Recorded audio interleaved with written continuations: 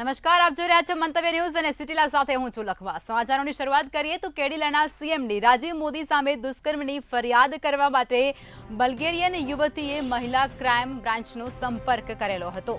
ત્યારે ત્યાં હાજર અધિકારીએ ફરિયાદ ન નોંધવા માટે તેમજ અન્ય જવાબ આપતા હોવાના આક્ષેપો કોર્ટ સમક્ષ રજૂ કરવામાં આવ્યા હતા અને ત્યારબાદ આ સમગ્ર મામલે સિનિયર આઈપીએસ અધિકારી દ્વારા પીડિતાની ઇન્ક્વાયરી શરૂ કરવામાં આવી હતી।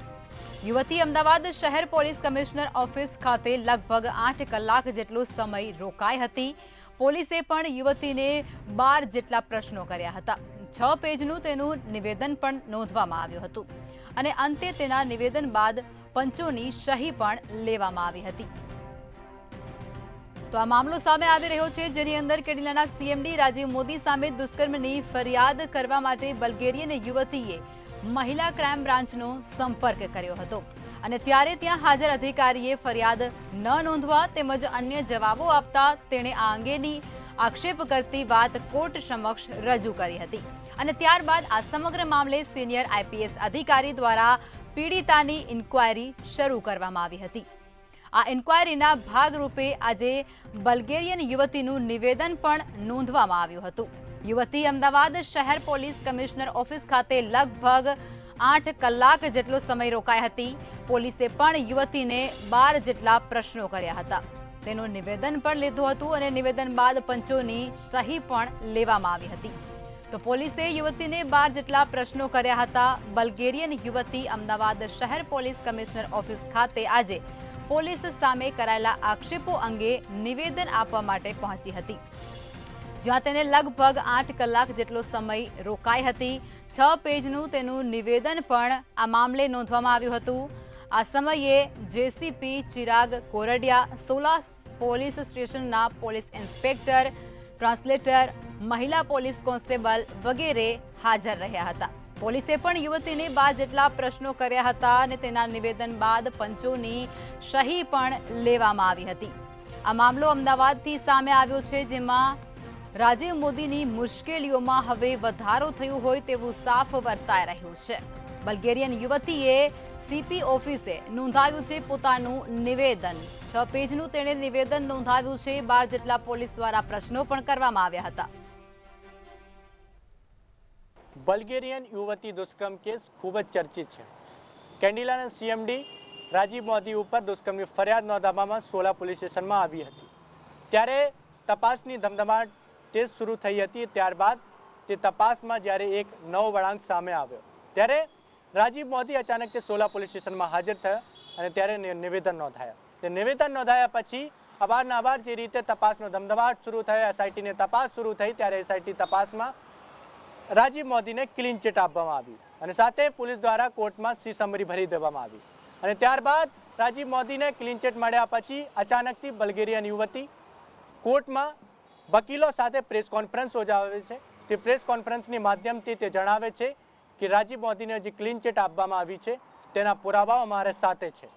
તે પુરાવાઓને સાથે તે નિવેદન આપે છે। ત્યારબાદ પોલીસ તે નિવેદનની નોંધ લે છે અને ત્યારબાદ એસઆઈટી તેમનું ફરીથી નિવેદન લે છે। નિવેદનમાં તે પોલીસને નિવેદન આપે છે કે તેમના પાસે ખૂબ જ પુરાવાઓ છે અને પોલીસ પુનઃ તપાસ ચાલુ કરે છે અને સાથે એસઆઈટીના તમામ અધિકારી ફરી કામગીરીમાં લાગી ગયા છે અને હવે ગુજરાત પોલીસના સોલા પોલીસ સ્ટેશનના પોલીસ અધિકારી અને એસઆઈટીના અધિકારીઓ હાલ તેની મામલાની તપાસ કરી રહ્યા છે। વાત કરવામાં આવે કે જે રીતે બલ્ગેરિયન યુવતીના જ્યારે દુષ્કર્મની ઘટના બની ત્યારે ઘટનાના 1 વર્ષ પછી તે ફરિયાદ નોંધવામાં આવી હતી। તે ફરિયાદના આધારે તે ટકોર હાઈકોર્ટે કરી હતી। તે ટકોર કર્યા પછી તેમની તપાસ હાઈકોર્ટના જે એસઆઈટી રચવામાં આવી હતી તે એસઆઈટીના જ્યારે કહી શકાય તો ચિરાગ કોરડિયા તે કરી રહ્યા છે હાલ તપાસ અને તપાસની જ્યારે ધમધમાટ શરૂ થઈ ત્યારે હાલ તેમને એસીપી હિમાલયા જે રીતે તેમના યુવતીને નિવેદન નોંધાયો છે તેવી નિવેદન નોંધાયા પછી તે તપાસની ધમધમાટ શરૂ થઈ ચૂકી છે અને આગળની દિશામાં તપાસ કઈ રીતે થશે અને તે તપાસમાં કયો નવો વળાંક સામે આવશે તે હાલ જોવાનો રહ્યો। તો આ સમગ્ર મામલો છે તે અમદાવાદથી સામે આવ્યો છે। રાજીવ મોદીની મુશ્કેલીઓમાં દિવસે ને દિવસે વધારો થઈ રહ્યો છે। સીપી ઓફિસ ખાતે પૂછપરછ કરવા માટે બલ્ગેરિયન યુવતી છે તે પહોંચી ચૂકી હતી અને આ બલ્ગેરિયન યુવતીએ 6 પેજનું પોતાનું નિવેદન પણ આપી દીધું છે, જેની અંદર પોલીસ દ્વારા તેને 12 જેટલા પ્રશ્નો પણ પૂછવામાં આવ્યા હતા। તો 12 જેટલા પ્રશ્નોનું 6 પેજનું નિવેદન છે તે નોંધવામાં આવ્યું છે. પોલીસ દ્વારા પણ હવે તપાસ આગળ હાથ ધરાશે. ત્યારે રાજીવ મોદી વિરુદ્ધ દુષ્કર્મનો આ કેસ થયો હતો તે મામલે વધુ સમાચાર અને વધુ ખુલાસા અત્યારે સામે આવી રહ્યા છે, જેમાં બલ્ગેરિયન યુવતી સીપી ઓફિસે પહોંચી અને નિવેદન આપી ચૂકી છે.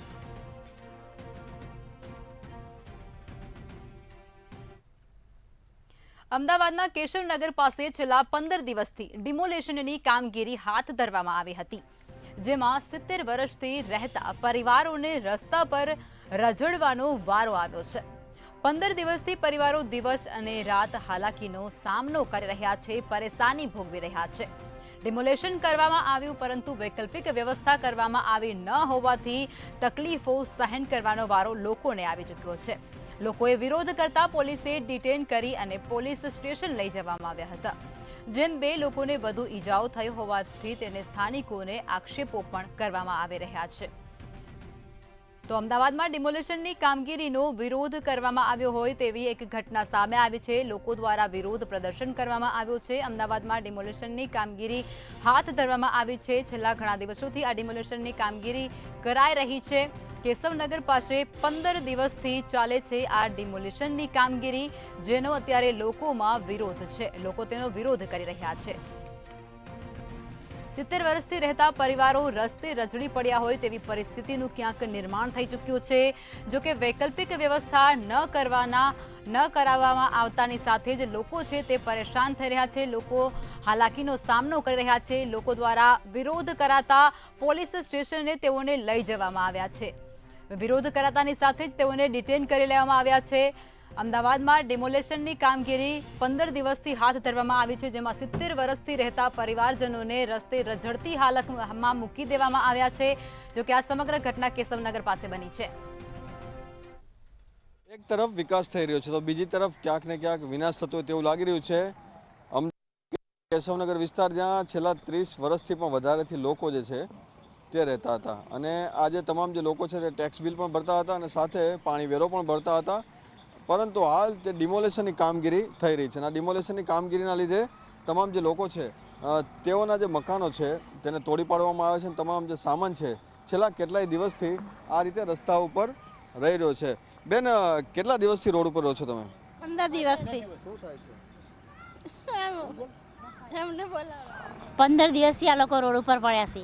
શું તકલીફ શું થાય? આ મકાનો પાડી દે, 70 વર્ષથી રહેતા હતા બિચારા, અને મકાનો પાડી દે, રોડ ઉપર આવી ગયા છે બધા. સામાનની ચિંતા છે બધા, જો રોડ ઉપર કેવા પડ્યા છે. ખાવા પીવાની તંગી, બધી તકલીફ, પાણી, નાવા ધોવાની, સંડાસની, નાના નાના છોકરા બધા એમના રોડ ઉપર બધા રહેશે. અત્યારે ચોરી બી થઈ જાય. આખી ઉજાગરા કરશે. વાસણ કેટલા ચોરી થઈ ગયા લોકોના, જવાન છોકરા બધા રોડ ઉપર રહેશે. બસ આ ચોકી કરે, રાતે ઉજાગરા કરે, બધું કરે છે રોડ ઉપર. જમવાનું આવે બહારથી, થોડા ઘણું આવે. ઠાકોર ભાઈ સમાજમાં જનતાવાળા આપી જાય. અચ્છા, તમે એટલા વર્ષથી રહેતા હતા, ટેક્સ બિલ ભરતા હશો, બધું ભરતા હશો, તેમ છતાં કેમ તોડી નાખ્યું? કેમ કે આ લોકોને જરૂર છે નોટિસ મને મકાન આપવા નહીં, કંઈ નહીં. ટેક્સ બધો આવે છે, અમારે લાઇટ બિલ ભરીએ છીએ, બધું કમ્પ્લીટ ભરીએ છીએ. પણ આ લોકો દાદાગીરી ઉપર આવીને આ બધું કર્યું છે. એટલે આજની તારીખની અંદર તો અમારા છોકરાને લાઠીચાર્જ કર્યો પોલીસે, માર્યા છે. ઘણા મારા બૈરાને માર્યા છે. 2 બૈરા તો 2 ભણ બી થઈ ગયા. તો બી સાથે આ લોકો વકીલને આલ્યું, પણ આ લોકો કોઈ માન્યા નહીં. બહુ એટલે બહુ ત્રાસ આપ્યો છે આ લોકો. એમ સિનિયર તો તકલીફ થાય, સંડા જવાનું મારે પગમાં સાંધામાં બેસાતું નહીં. હવે ખુલ્લામાં કે ઊભા તો કંઈ સંડા જવાનું નથી. હવે કે મ્યુનિસિપાલિટીમાં કંઈ વીઆઈપી ટપ કંઈ ઊભા ટપ છે નહીં, જવું ક્યાં? તકલીફ તો બહુ છે. આ લોકો કોઈ સગવડ કરી નહીં, એમને મત પાડી દીધા છે. તો જે રીતે સમસ્યા છે તે દિવસે ને દિવસે વધી રહી છે. અચ્છા, કેટલી તકલીફ પડે છે? તકલીફ તો સાહેબ પડે છે ને. તકલીફ એટલે તકલીફ કંઈ પાર નથી.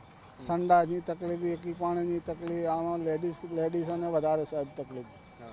પછી કોઈ અમને વગર કીધે પાડી દીધો, કોઈ નોટિસ નહીં.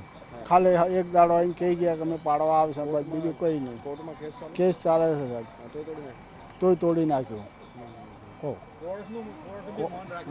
તમામ જે લોકો છે 150થી પણ જે પરિવારો છે, વધારે પરિવારો છે, ત્યાં રહેતા હતા, પરંતુ હાલ તેઓ જે રસ્તા ઉપર આવી ચૂક્યા છે, સમસ્યા ઘણી બધી છે પરંતુ કોઈ સાંભળનારું નથી. સાથે સાથે સમાજના જે લોકો છે તેના દ્વારા જે રસોડા ચલાવી અને તમામ જે લોકો છે તેમને જે રસોઈ છે તે પૂરી પાડવામાં આવે છે, પરંતુ જે પ્રમાણે મકાનો મળવા જોઈએ તેવી કોઈ મકાનની સુવિધા ન હોવાથી લોકો હાલાકીનો સામનો કરી રહ્યા છે. અમદાવાદમાં કેશવનગર વિસ્તારમાં 15 દિવસથી ડિમોલેશનની પ્રક્રિયા હાથ ધરવામાં આવી રહી છે. 70 વર્ષથી પણ લાંબા સમયથી રહેતા પરિવારજનોને રસ્તા પર રઝળતી હાલતમાં મૂકી દેવામાં આવ્યા છે, ત્યારે લોકો દ્વારા પણ ખાસ વિરોધ કરાઈ રહ્યો છે.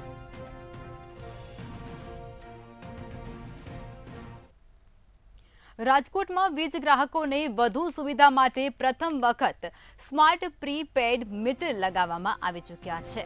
ત્યારે આ સ્માર્ટ મીટરથી એનર્જી સેટિંગનો મોટો ફાયદો થનાર છે. આ સ્માર્ટ પ્રીપેડ મીટર મોબાઈલમાં જ તમામ માહિતી આપશે અને મીટર ડેટા મેનેજમેન્ટ પણ મોબાઈલ થકી જ કરી શકાશે. તો વીજળી કેટલી વાપરવી તે પણ હવે સ્માર્ટ પ્રીપેડ મીટરમાં નક્કી કરી શકાશે. ત્યારે પ્રથમ ફેઝમાં 23.66 લાખ સ્માર્ટ પ્રીપેડ મીટર લગાવવામાં આવનાર છે. ત્યારે આજે પ્રથમ મીટર સરકારી કચેરીમાં લગાવી અને તેની શરૂઆત કરવામાં આવી છે. રાજકોટથી આ સમાચાર મળી રહ્યા છે. રાજકોટની અંદર સ્માર્ટ પ્રીપેડ મીટર લગાવવામાં આવી ચૂક્યા છે. પ્રથમ મીટર સરકારી કચેરીમાં લગાવવામાં આવ્યા છે અને ત્યાંથી જ તેને લગાવવાની શરૂઆત કરાઈ છે. વીજ ગ્રાહકોને વધુ સુવિધા માટે આ સ્માર્ટ પ્રીપેડ મીટર છે તે આપવામાં આવશે. આધુનિકતાનો વધારો કરાયો છે. રાજકોટમાં પ્રથમ સ્માર્ટ પ્રીપેડ મીટર લગાવવામાં આવશે. સરકારી કચેરી ખાતેથી તેની શરૂઆત કરવામાં આવશે. સ્માર્ટ પ્રીપેડ મીટરથી એનર્જી સેવિંગનો પણ મોટો ફાયદો થશે તેવું પણ જાણવા મળી રહ્યું છે. તેની સાથે જ સ્માર્ટ પ્રીપેડ મીટર મોબાઈલમાં તમામ માહિતી છે તે આપશે. તો આ સમાચાર અત્યારે રાજકોટથી સામે આવી રહ્યા છે. રાજકોટમાં પ્રીપેડ મીટર લગાવાશે. પ્રથમ ફેઝમાં 23.66 લાખ મીટર લગાવવામાં આવશે. પ્રથમ મીટર સરકારી કચેરીઓમાં લગાવી અને ત્યાંથી જ તેની શરૂઆત કરવામાં આવશે. સરકારી કચેરીમાં પ્રથમ લગાવવામાં આવશે, ત્યારબાદ અન્ય જગ્યાઓ પર પણ તેને લગાવવામાં આવશે. વીજ ગ્રાહકોને વધુ સુવિધા માટે આ સ્માર્ટ પ્રીપેડ મીટર છે તે લગાવવામાં આવશે. રાજકોટમાં પ્રથમ સ્માર્ટ પ્રીપેડ મીટર લગાવવામાં આવ્યા છે. પીજીવીસીએલ દ્વારા એક નવો પ્રયાસ છે તે કરવામાં આવ્યો છે. સ્માર્ટ પ્રીપેડ મીટર છે તે લગાડવાની જે શરૂઆત છે તે આજથી થઈ ચૂકી છે. મહત્વની બાબત એ છે કે રાજકોટમાં પ્રથમ ફેઝમાં 23 લાખથી વધુ સ્માર્ટ મીટર છે તે લગાડવામાં આવશે. ચોક્કસથી આના કારણે ક્યાંક જે એનર્જી સેવિંગની જે વાત ક્યાંક સરકાર કરી રહી છે તે ક્યાંક સાર્થક થશે. રાજકોટની વાત કરવામાં આવે તો રાજકોટમાં તબક્કા વાઇઝ છે તે સ્માર્ટ જે પ્રીપેડ મીટર છે તે લગાડવામાં આવશે. રાજકોટમાં પહેલા સરકારી કચેરીઓમાં આ પ્રકારનું જે પ્રીપેડ સ્માર્ટ જે મીટર છે તે લગાડવામાં આવશે. કે ચોક્કસથી આના કારણે કહી શકાય કે જે બિલની રકમ છે તે પહેલા ભરવાની જે નિયમ છે તે ક્યાંક લાગુ પડી જશે. કહી શકાય કે લાંબા સમયથી ક્યાંક આ જે પ્રોજેક્ટ છે તે ડિલે થતો હતો અને આજથી જ ક્યાંક આ જે પ્રીપેડ જે સ્માર્ટ મીટર છે તે લગાડવાની જે શરૂઆત છે તે પીજીવીસીએલ તરફથી કરવામાં આવી છે. કહી શકાય કે ખાસ તો જે એનર્જી સેવિંગની જે વાત ક્યાંક સરકાર લાંબા સમયથી જે કરી રહી છે તેમાં ક્યાંક આજે જે સાર્થક થશે. કારણ કે જે લોકો છે તે ક્યાંક આજે જે ઇલેક્ટ્રિસિટી છે વપરાશ છે તે ક્યાંક તેને લઈને ક્યાંક અનેક વખત એવું બનતું કે લોકો વપરાશ તો કરતા પણ બિલ જે કહી શકાય કે જે ભરવાનું હોય છે તે લાંબો સમય લગાડતા બિલ ભરવા માટે. પણ આ જે સ્માર્ટ મીટરના કારણે જે રકમ છે તે રકમ ક્યાંક પહેલાથી જ લેવામાં આવશે અને આના જ કારણે કહી શકાય કે જે પીજીવીસીએલને જે નુકસાની પહોંચતી હતી એ નુકસાની ઓછી પડશે. એટલે કે જે પીજીવીસીએલને લાંબા સમય ઘણી વખત જે નુકસાની થતી હતી એ નુકસાની હવે પીજીવીસીએલને નહીં થાય. એટલે કે એક વ્યવસ્થા ક્યાંક પીજીવીસીએલ તરફથી ગોઠવવામાં આવી છે. એટલે કે પ્રથમ તબક્કામાં 23 લાખથી વધુ જે સ્માર્ટ મીટર્સ છે તે લગાડવામાં આવશે. જે સરકારી કચેરીઓ બાદ કહી શકાય કે કોમર્શિયલ જે એકમો છે ત્યાં સ્માર્ટ મીટર્સ લગાડવામાં આવશે. આ સાથે રેસિડેન્શિયલ જે પ્રોપર્ટી છે ત્યાં પણ સ્માર્ટ મીટર છે તે લગાડવામાં આવશે. જી, રાજકોટની અંદર પીજીવીસીએલ દ્વારા નવી પહેલ કરવામાં આવી છે.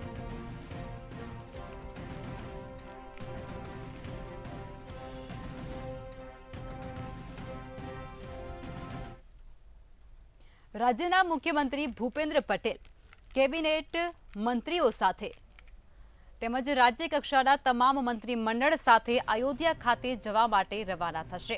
રાજ્યના સીએમ અને મંત્રીઓ લોકસભાની ચૂંટણી જાહેર થાય તે પહેલા જ ભગવાન રામચંદ્રના આશીર્વાદ લેશે, જેમાં વિધાનસભાના અધ્યક્ષ શંકરભાઈ ચૌધરી, વિધાનસભાના દંડક અને ઉપદંડક આવતીકાલે અયોધ્યા ખાતે પહોંચશે.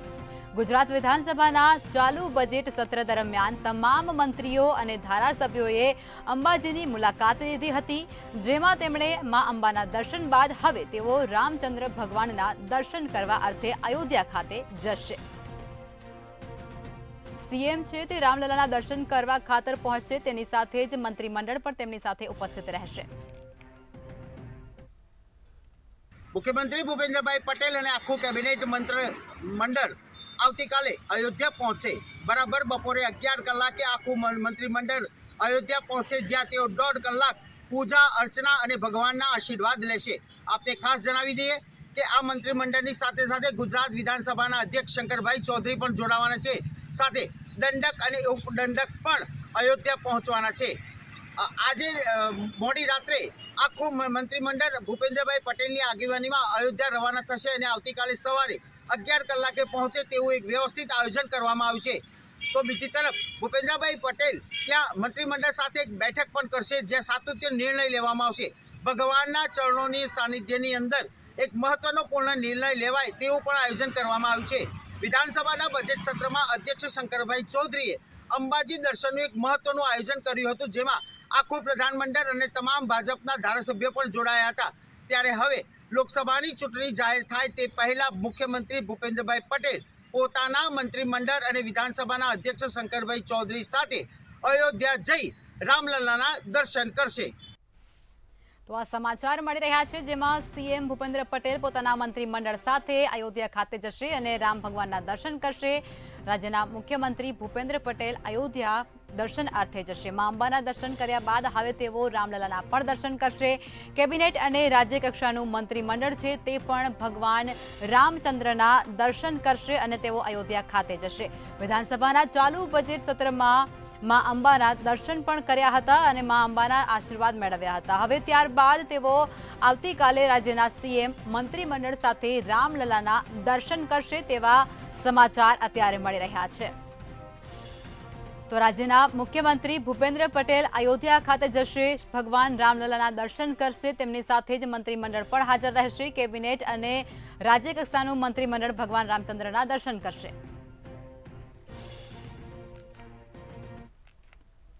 જૂનાગઢ જિલ્લાના ભવનાથ તળેટીમાં વેપારીઓ દ્વારા બંધ પાડવામાં આવ્યો છે. વહીવટી તંત્ર દ્વારા ભવનાથ તળેટીમાં પ્લાસ્ટિક પર પ્રતિબંધ મૂકવામાં આવ્યો છે. મેળા સમયે જ પ્લાસ્ટિક પર પ્રતિબંધ મુકાતા વેપારીઓમાં પણ રોષ જોવા મળ્યો છે, જેને લઈ અને વેપારીઓએ અચોક્કસ મુદત સુધી બંધનું એલાન કર્યું છે. તો આ સમાચાર અત્યારે જૂનાગઢથી સામે આવી રહ્યા છે, જેની અંદર વેપારીઓ દ્વારા વિરોધ પ્રદર્શન કરવામાં આવી રહ્યું છે. વેપારીઓ અચોક્કસ મુદત સુધી બંધનું એલાન કરી રહ્યા છે. ભવનાથ તળેટીમાં વેપારીઓ દ્વારા બંધનું એલાન કરવામાં આવી ચૂક્યું છે. તળેટીની અંદર જે પ્લાસ્ટિક પર પ્રતિબંધ મૂકવામાં આવ્યો છે તેને લઈ અને વેપારીઓમાં રોષ જોવા મળી રહ્યો છે. વેપારીઓ દ્વારા વિરોધ કરવામાં આવી રહ્યો છે. વિરોધને લઈ અને વેપારીઓએ હવે બંધનું એલાન પણ કરી દીધું છે.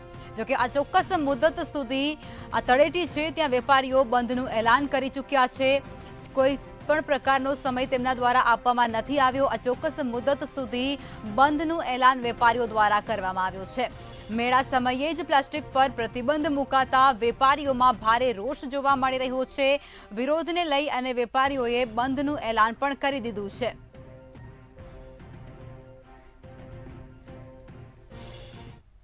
ગિરનાર બાદ ભવનાથ વિસ્તારમાં પણ પ્લાસ્ટિક પર પ્રતિબંધ મૂકતા વેપારીઓમાં પણ રોષ ફેલાયો છે. એક બાજુ આગામી 5 થી 8 માર્ચ દરમિયાન જે મહાશિવરાત્રીનો મેળો આવી રહ્યો છે ને જેમાં લાખોની સંખ્યામાં શ્રદ્ધાળુ આવશે, તે પહેલા જ પ્લાસ્ટિક પર પ્રતિબંધ ભવનાથ વિસ્તારમાં મુકાયો છે, જેથી મોટી સંખ્યામાં જે ભવનાથ વિસ્તારના વેપારીઓ છે તેમના દ્વારા આજે સ્વયંભૂ બંધ પાડી અને હડતાલ શરૂ કરવામાં આવી છે.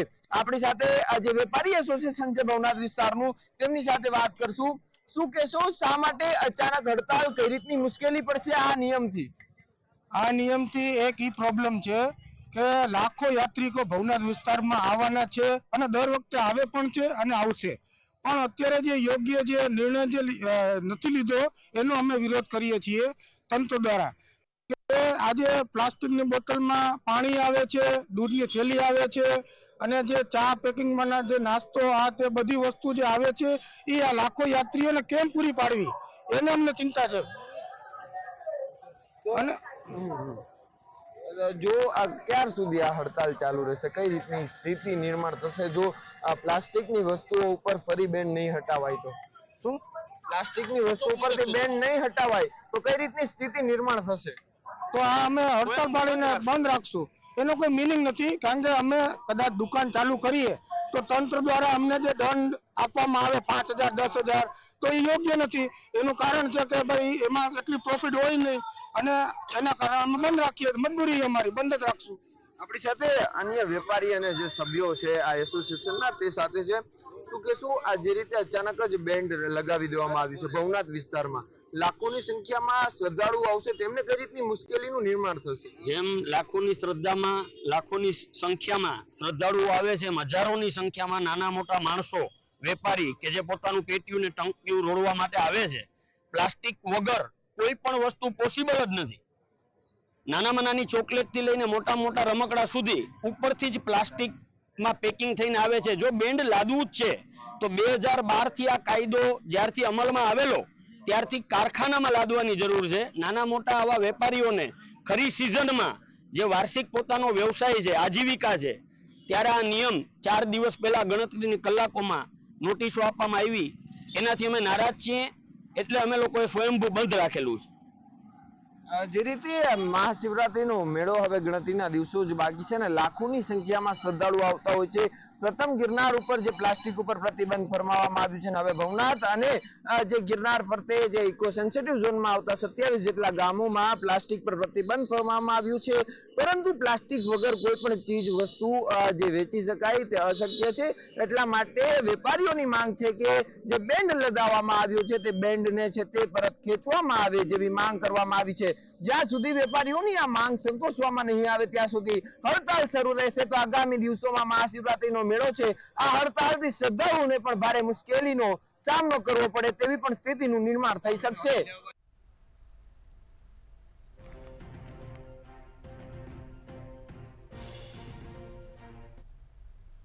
સુરતના સચિન વિસ્તારમાં ભૂમિ યાદવ નામની 4 વર્ષીય બાળકીનું મોત નીપજ્યું છે. બાળકીને ઝાડા ઉલટી થતાની સાથે જ તેણે ખાનગી હોસ્પિટલમાંથી દવા લીધી હતી, પરંતુ દવા લઈ અને બાળકી ઘરે પરત ફર્યાના થોડા જ સમયમાં બાળકીની તબિયત વધુ બગડી હતી અને તેને જ કારણે બાળકીને સિવિલ હોસ્પિટલમાં લઈ જતાની સાથે જ તબીબે આ બાળકીને મૃત જાહેર કરી હતી, જેથી મૃતદેહને પોસ્ટમોર્ટમ અર્થે ખસેડી અને પોલીસે આ મામલે વધુ તપાસ પણ હાથ ધરી છે. જી બિલકુલ, તે સુરત શહેરમાં સતત ને સતત રોગચાળો યથાવત હોય તે પ્રકારની ઘટના દિવસે ને દિવસે વધી રહી છે. ધીરે ધીરે સુરત શહેરમાં રોગચાળો છે તે દિવસે ને દિવસે વકરી રહ્યો છે. ત્યારે ફરીથી સુરતના સચિન વિસ્તારમાં એક માત્ર 4 વર્ષની માસૂમ બાળકી ઝાડા ઉલટી થયા બાદ અચાનક જ મોતને ભેટી હતી. સમગ્ર ઘટનાની વાત કરીએ તો આ બાળકી જે છે તેમનો આ ભૂમિ છે, આ ભૂમિ યાદવને ઝાડા ઉલટી થયા હતા. તેને લઈને નજીકની ખાનગી હોસ્પિટલમાં ખસેડવામાં આવી હતી. ત્યાં હોસ્પિટલ ખસેડાયા બાદ તબીબે તેમની સારવાર કરી હતી અને સારવાર બાદ તેમને ઘરે મોકલી આપી હતી. જોકે તે દરમિયાન બાળકી ઘરે આવી હતી, થોડોક સમય રહ્યો, ત્યારબાદ બાળકીની અચાનક જ તબિયત વધુ લથડી હતી, જેથી તેમના પિતા જે તે બાળકીને લઈને સિવિલ હોસ્પિટલ ખાતે દોડી આવ્યા હતા. સિવિલ હોસ્પિટલમાં બાળકીને સારવાર મળે તે પહેલાં જ આ બાળકીનું મોત થયું હતું. સમગ્ર ઘટનાને મામલે પરિવારજનોમાં ગમગીની છવાઈ ગઈ હતી. સમગ્ર ઘટનામાં આ બાળકી જે છે તે 4 વર્ષની છે. તેમના પિતા મજૂરી કામ કરે છે અને કોન્ટ્રાક્ટ પર આ મજૂરી કામ જે બાંધકામ કરવામાં આવે છે તે બાંધકામમાં તેમના પિતા કામ કરી પોતાના પરિવારનું ગુજરાન ચલાવે છે. ત્યારે આ 4 વર્ષની બાળકી જે છે તેમનું આકસ્મિક રીતે મોત થઈ જતા પરિવારમાં ગમગીની જોવા મળી હતી. મહત્વનું કહી શકાય કે જે પ્રકારે આ સમગ્ર મામલો સામે આવ્યો છે તે ખૂબ ચિંતાનો વિષય છે, કારણ કે જે પ્રકારે સુરત શહેરમાં દિવસે ને દિવસે રોગચાળો વકરી રહ્યો છે અને તેને જ લઈને માત્ર 4 વર્ષની જે બાળકી છે તેમને ઝાડા ઉલટી થયા બાદ મોત થયું હતું. જે મામલે આ ડૉક્ટરની વાત કરીએ તો તબીબો દ્વારા જે પ્રકારે જણાવવામાં આવ્યું હતું કે આ બાળકી જે છે તેમને ORSનું પાણી આપવાની જરૂર હોય છે, પરંતુ અમુક લોકોને તે પણ ખ્યાલ હોતો નથી કઈ રીતે આપવો અને ક્યારે આપવું, જેનાથી આ બાળકી છે તેના શરીરમાં પાણી ઘટી ગયું ને તેના જ કારણે તેમનું મોત થયું હોવાનું સામે આવ્યું હતું. સમગ્ર મામલે જે પ્રકારે કહી શકાય કે સચિન પોલીસ જે છે તેમણે લાશને પોસ્ટમોર્ટમ અર્થે ખસેડીને વધુ તપાસ હાથ ધરી હતી. જે પ્રકારે સમગ્ર મામલો સામે આવ્યો છે તેમાં સ્પષ્ટ કહી શકાય કે સૌપ્રથમ જ્યારે ખાનગી હોસ્પિટલમાં લઈ ગયા હતા ત્યારે જ આ બાળકી જે છે તેમને વધુ સારવાર આપવાની જરૂર હતી. જો બાળકીને વધુ સારવાર મળી હોત તો કદાચ આ બાળકી જે છે ભૂમિ તેમનો જીવ બચી શક્યો હોત. પરંતુ સુરત શહેરમાં છેલ્લા દિવસોની વાત કરવામાં આવે તો સતત રોગચાળો છે તે વધી રહ્યો છે. ખાસ કરીને પાણીજન્ય રોગો પણ વધ્યા છે અને મચ્છરજન્ય રોગો પણ વધ્યા છે. કહી શકાય કે ડબલ ઋતુનો જે પ્રકારે અનુભવ થઈ રહ્યો છે તેનાથી લોકોના સ્વાસ્થ્ય બગડી રહ્યા છે. સવારે ઠંડી હોય છે તો બપોરે ધોમધકતો તડકો હોય છે. તેના કારણે લોકોના સ્વાસ્થ્ય જે છે તે ધીમે ધીમે બગડી રહ્યા છે અને ડોક્ટરો જે છે તે પણ સલાહ આપી રહ્યા છે કે તડકામાં બહાર નીકળવું નહીં અને પાણી જે છે તે યોગ્ય સ્વચ્છ પાણી પીવું, જેનાથી પાણીજન્ય રોગો ફેલાતા બચી શકે. પરંતુ જે પ્રકારની દિવસે ને દિવસે આ રોગચાળાની ઘટનાઓ સામે આવી રહી છે તે પણ ખૂબ ચિંતાનો વિષય છે. જોકે હાલ સિવિલ હોસ્પિટલમાં પણ દર્દીઓ જે છે તે ઉભરાઈ આવે છે અને ખૂબ ઘસારો જે છે તે દર્દીઓનો જોવા મળે છે. તેનાથી સ્પષ્ટ ફલિત થાય છે કે સુરતમાં રોગચાળો જે છે તે દિવસે દિવસે વકરી રહ્યો છે, જેનાથી સુરત મહાનગરપાલિકાએ પણ સજાગ થઈ અને તાત્કાલિક કામગીરી કરવાની જરૂર ઊભી થઈ રહી છે. કારણ કે શહેરમાં ડબલ ઋતુના કારણે ઠંડી અને તડકો બંને અલગ અલગ સમયે થાય છે અને તેના જ કારણે જે કહી શકાય કે લોકો બીમારીનો ભોગ બની રહ્યા છે અને ખાસ કરીને તાવ, શરદી, ઝાડા, ઉલટી જેવા કિસ્સાઓ જે છે તે દિવસે દિવસે વધી રહ્યા છે. જો કે સુરત મહાનગરપાલિકાએ તાત્કાલિક એક્શનમાં આવીને કામગીરી કરવાની જરૂર વર્તાઈ રહી છે. જી